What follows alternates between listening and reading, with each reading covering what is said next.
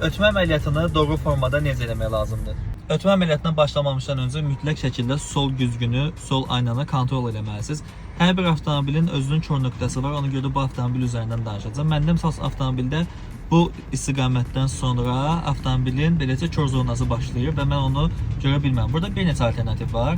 Hansı ki, bəzi avtomobillərdə görürsünüz, avtomobilin üzərində çox kiçik formada, yumru formada və kvadrat formada balaca güzgülər olur. Bu, hansı ki, avtomobilin kör zonasında qalan avtomobili sizə göstərməyə kömək edir. Bəs digər iki hal nədir? Ümumiyyətlə, ötmə əməliyyatında ən böyük, belə desək, risk kör nöqtədə qalan avtomobildir. Çünki siz ötmə eləyirsinizsə, demək ki, sizin sürətiniz çoxdur və ya sol tərəfdən ötmə əməliyyatı eləyən avtomobillər varsa, demək ki, onun da sürəti çoxdur. Çox yüngül təmas belə çox ağır fəsadlara gətirib çıxarda bilər. Yol nəqliyyat hadisələrinin bir çoxu bu formada baş verir və təəssüflər olsun ki, çox ağır nəticələri olur. Əgər sizin sürətinizlə sol zolaqda olan avtomobilin sürəti aşağı-yuxarı eynidirsə, bu zaman siz ikiniz də paralel formada getdiyinizə görə həmin avtomobili görməyəcəksiniz. Buna görə də sol güzgünü kontrol eləyəndən sonra bu formada başınızı yana çevirərək hər hansı bir avtomobilin olub-olmadığını kontrol edə bilərsiniz. Və ya ən effektiv formalardan biri, qeyd elədiyim kimi, avtomobilin sizin avtomobilin sürəti eyni olduğuna görə o sizin kör zonanızda qalır. Ötmə əməliyyatından başlamamışdan öncə nisbətən sürətinizi artırırsınız, təbii ki, ara məsafəni saxlamaq şərti ilə.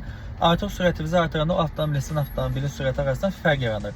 Bu fərq yarandığı zaman siz avtomatik olaraq sol güzgüdə həmin avtomobili görmüş olacaqsınız ki, sol tərəfdə kör zonamızda avtomobili var, yoxsa yoxdur.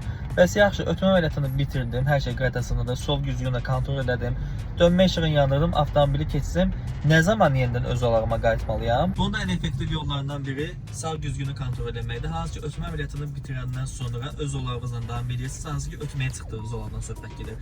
Nə vaxt ki, sol güzgüdə ötmə əməliyyatı etdiyiniz avtomobili tam formada silüetini görməyə başladısa, demək ki, artıq sağ tərəfə qayıda bilərsiniz. Təcrübəsiz sürücülər adətən güzgünü kontrol eləmədən yenidən belə desək, sağ zolağa qayıtmağa çalışır və bu zamanda həmin avtomobilə belə desək, təmas eləmək şansınız var və dediyim kimi, bu da çox böyük risk yaradır və ya digər avtomobilin kəskin tormozlama eləməsinə gətirib çıxarda bilərsiniz ki, bu hallarda yenə də yolda nəqliyyat hadisələrinin yaranmasına zəmin verir.